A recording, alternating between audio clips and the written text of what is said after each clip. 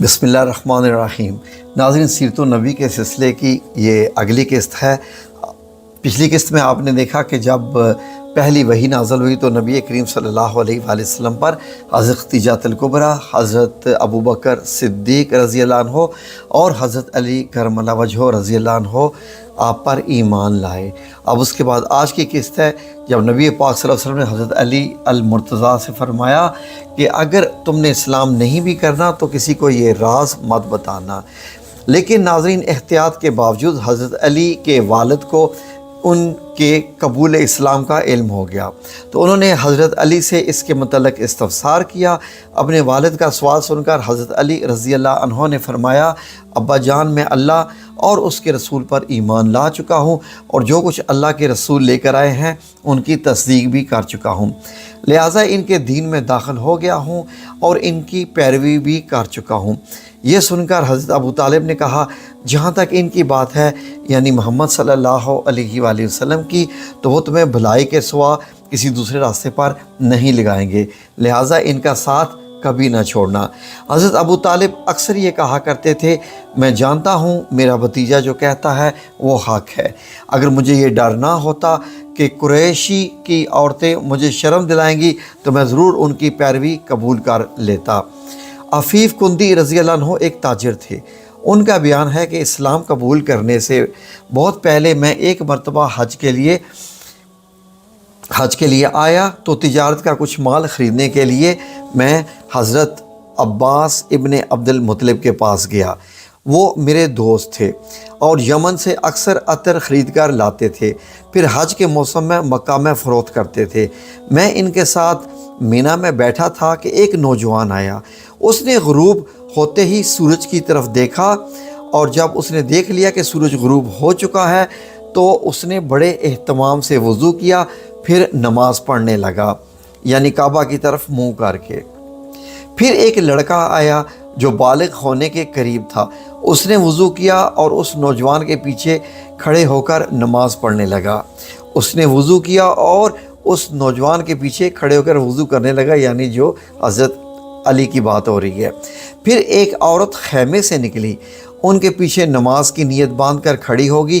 اس کے بعد ان نوجوان نے رکوع کیا تو اس لڑکے اور اس عورت نے بھی رکوع کیا۔ نوجوان نے سجدے میں گیا تو وہ دونوں بھی سجدے میں چلے گئے۔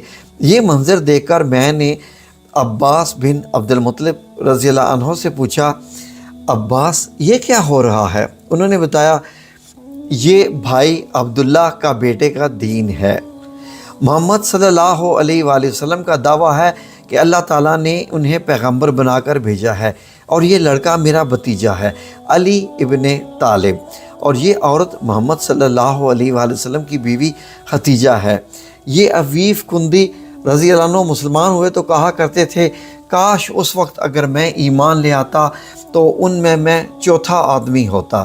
اس واقعے کے بعد غالباً حضرت زید بن حارثہ اور حضرت ابوبکر صدیق وہاں موجود نہیں تھے، اگرچہ اس وقت تک دونوں مسلمان ہو چکے تھے۔ حضرت زید بن حارثہ رضی اللہ عنہ پہلے مسلمان تھے جو کہ غلاموں میں سے ایمان لائے تھے۔ یہ حضور اکرم صلی اللہ علیہ وآلہ وسلم کے آزاد کردہ غلام تھے۔ پہلے یہ حضرت ختیجہ رضی اللہ عنہا کے غلام تھے۔ شادی کے بعد انہوں نے زید بن حارثہ رضی اللہ عنہ کو آپ صلی اللہ علیہ وآلہ وسلم کی غلامی میں دے دیا تھا۔ یہ غلام کس طرح بنے یہ بھی سن لیں۔ جاہلیت کے زمانہ میں ان کی والدہ انہیں لیے اپنے ماں باپ کے ہاں جا رہی تھی کہ قافلہ لٹ گیا۔ ڈاکو ان کے بیٹے زید بن حارثہ رضی اللہ عنہ کو بھی لے گئے، پھر انہیں عکاظ کے میلہ میں بیچنے کے لیے لایا گیا تھا۔ پھر انہیں عکاظ کے میلے میں بیچنے کے لیے لایا گیا تو ادھر حضرت سیدہ ختیجہ رضی اللہ عنہا نے حکیم بن حزام رضی اللہ عنہ کو میلے میں بھیجا۔ وہ ایک غلام خریدنا چاہتی تھی۔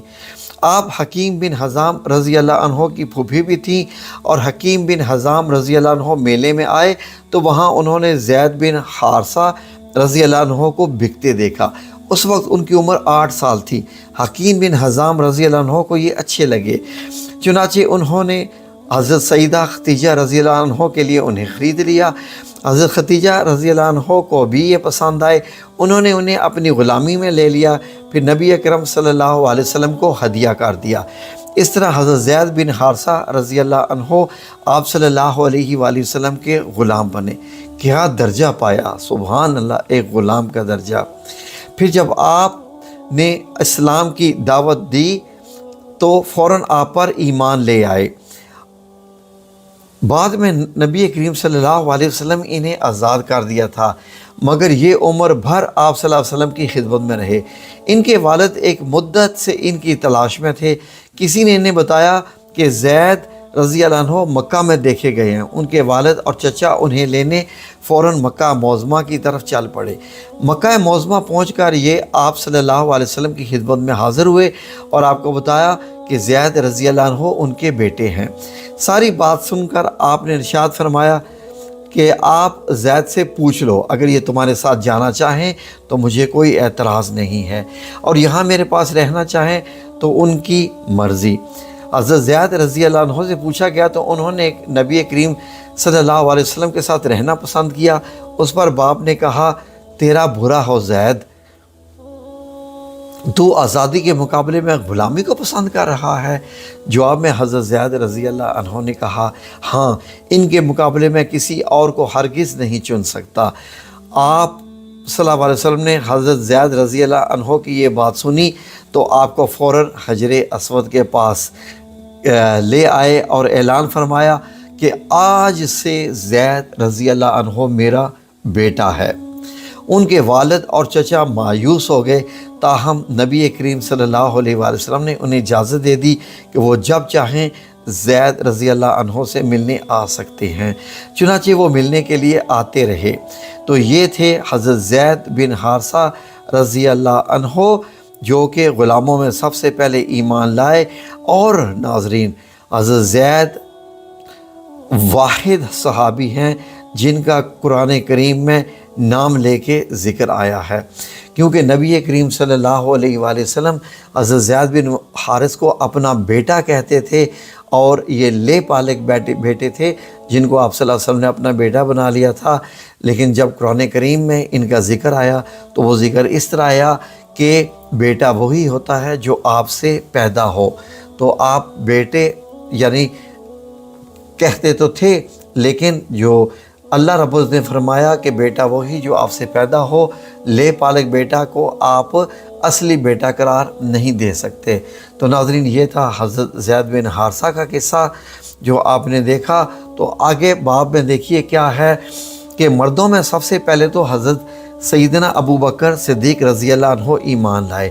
آپ نبی اکرم صلی اللہ علیہ وسلم کے پہلے ہی دوست تھے، اور حضور نبی کریم صلی اللہ علیہ وسلم اکثر ان کے گھر آتے اور ان سے باتیں کرتے رہتے۔ ایک دن حضرت حکیم بن حزام رضی اللہ عنہ کے پاس بیٹھے تھے کہ ان کی ایک باندی وہاں آئی اور کہنے لگی، آج آپ کی پھوپھی ختیجہ رضی اللہ عنہ نے یہ دعویٰ کیا ہے کہ ان کے شوہر اللہ تعالیٰ کے بھیجے ہوئے پیغمبر ہیں، جیسا کہ حضرت موسیٰ علیہ السلام تھے۔ حضرت ابو بکر صدیق رضی اللہ عنہ نے جو ہی حضرت حکیم رضی اللہ عنہ کی یہ بات سنی تو چپکے سے وہاں سے اٹھے اور نبی کریم صلی اللہ علیہ وآلہ وسلم کے پاس آ گئے اور آپ سے اس بارے میں پوچھا۔ اس پر آپ نے حضرت ابو بکر صدیق رضی اللہ عنہ کو وحی کے آنے کا پورا واقعہ سنایا اور بتایا کہ آپ کو تبلیغ کا حکم دیا گیا ہے۔ یہ سنتے ہی حضرت ابو بکر صدیق رضی اللہ عنہ نے عرض کیا، میرے ماں باپ آپ پر قربان، آپ بالکل سچ کہتے ہیں، واقعی آپ اللہ کے رسول ہیں۔ آپ کے اس طرح فوراً تصدیق کرنے کی بنا پر نبی کریم صلی اللہ علیہ وسلم نے آپ کو صدیق کا لقب عطا فرمایا، اور آپ نے انہیں اس وقت یہ دیا تھا جب آپ معراج کے سفر سے واپس تشریف لائے تھے۔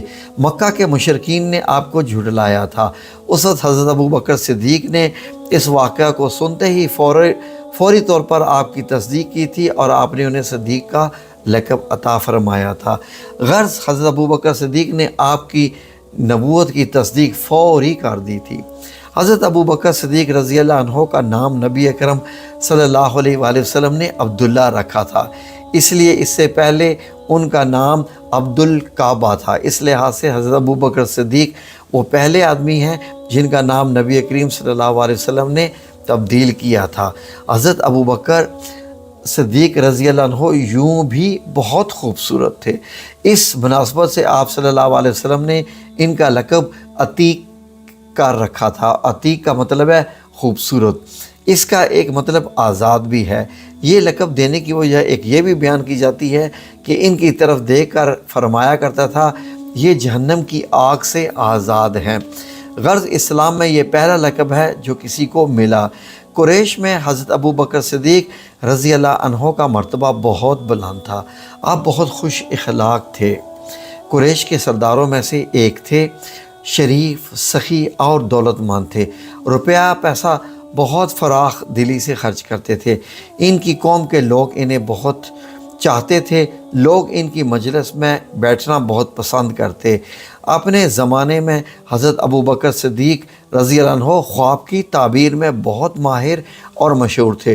چنانچہ علامہ ابن سیرین رحمۃ اللہ علیہ کہتے ہیں کہ نبی اکرم صلی اللہ علیہ وآلہ وسلم کے بعد حضرت ابو بکر صدیق رضی اللہ عنہ اس امت میں سب سے بہترین تعبیر بتانے والے عالم ہیں۔ علامہ ابن سیرین رحمۃ اللہ علیہ خوابوں کی تعبیر بتانے میں بہت ماہر تھے اور اس سلسلے میں ان کی کتابیں بہت موجود ہیں۔ ان کی کتابوں میں خوابوں کی حیرت انگیز طور پر تعبیر بتائی جاتی ہے اور ان کی بتائی ہوئی تعبیریں بالکل درست ثابت ہوتی ہیں۔ مطلب یہ ہے کہ اس میدان کے ماہر اس بارے میں حضرت ابو بکر صدیق رضی اللہ عنہ کو نبی کریم صلی اللہ علیہ وآلہ وسلم کے بعد تعبیر بتانے والے بہترین فرما رہے ہیں۔ حضرت ابو بکر صدیق رضی اللہ عنہ نسب نامہ بیان کرنے میں بڑے ہی ماہر تھے، بلکہ کہا جاتا ہے کہ اس علم کے سب سے پہلے بڑے عالم ہی تھے۔ حضرت جبیر بن مطعم بھی اس علم کے ماہر تھے اور وہ فرماتے ہیں کہ میں نے نسب ناموں کا فن اور علم اور خاص طور پر قریش کے نسب ناموں کا علم حضرت ابو بکر صدیق رضی اللہ عنہ سے ہی حاصل کیا، اس لیے کہ وہ قریش کے نسب ناموں کے سب سے بڑے عالم تھے۔ قریش کے لوگوں کو کوئی مشکل پیش آتی تو حضرت ابو بکر صدیق رضی اللہ عنہ سے رابطہ فرماتے۔ حضرت ابو بکر صدیق کے بارے میں نبی اکرم صلی اللہ علیہ وآلہ وسلم نے ارشاد فرمایا تھا کہ میں نے جسے بھی اسلام کی دعوت دی اس نے کچھ نہ کچھ سوچ بچار اور کس قدر وقفے کے بعد اسلام قبول کیا، سوائے حضرت ابو بکر رضی اللہ عنہ کے، وہ بغیر ہچکچاہٹ کے فوراً مسلمان ہو گئے۔ حضرت ابو بکر صدیق سب سے بہتر رائے دینے والے بھی ہیں۔ میرے پاس حضرت جبرائیل علیہ السلام آئے تو انہوں نے کہا کہ اللہ تعالیٰ نے آپ کو حکم دیتا ہے کہ اپنے معاملات میں حضرت ابو بکر صدیق رضی اللہ عنہ سے مشورہ لیا کرو۔ یہ آپ صلی اللہ علیہ وسلم نے ارشاد فرمایا۔ نبی کریم صلی اللہ علیہ وسلم کے لیے حضرت ابو بکر صدیق رضی اللہ عنہ وزیر کا درجہ رکھتے ہیں۔ آپ ہر معاملے میں ان سے مشورہ لیا کرتے تھے۔ ایک حدیث میں آتا ہے کہ نبی اکرم صلی اللہ علیہ وسلم فرماتے ہیں اللہ تعالیٰ نے میری مدد کے لیے 4 وزیر مقرر فرمائے ہیں، ان میں سے 2 آسمان والوں میں سے ہیں، یعنی حضرت جبرائیل اور حضرت میکائیل، اور 2 زمین والوں میں سے ہیں، ایک حضرت ابو بکر صدیق اور دوسرے حضرت عمر بن خطاب۔ اسلام لانے سے پہلے حضرت ابو بکر صدیق رضی اللہ عنہ نے ایک خواب دیکھا تھا۔ خواب میں آپ نے دیکھا کہ چاند مکہ میں اتر آیا ہے اور اس کا ایک ایک حصہ مکہ کے ہر گھر میں داخل ہو گیا ہے، اور پھر سارے کا سارا حضرت ابو بکر صدیق رضی اللہ عنہ کی گود میں آ گیا ہے۔ آپ نے یہ خواب ایک عیسائی عالم کو سنایا۔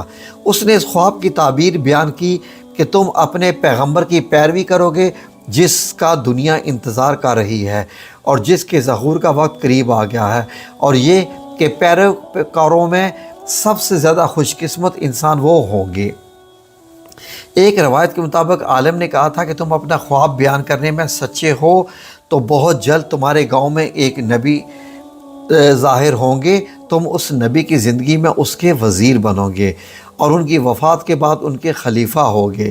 کچھ عرصہ بعد حضرت ابو بکر صدیق کو یمن جانے کا اتفاق ہوا تو یمن میں ایک بوڑھے عالم کے گھر میں ٹھہرے۔ اس نے آسمانی کتابیں پڑھ رکھی تھیں۔ حضرت ابو بکر صدیق کو دیکھ کر اس نے کہا میرا خیال ہے کہ تم حرم کے رہنے والے ہو، اور میرا خیال ہے کہ تم قریشی ہو اور تیمی خاندان سے ہو۔ حضرت ابو بکر صدیق نے جواب میں فرمایا ہاں تم بالکل ٹھیک کہتے ہو۔ اب اس نے کہا میں تم سے ایک بات کہتا ہوں، تم ذرا اپنے پیٹ پر سے کپڑا ہٹا کر دکھاؤ۔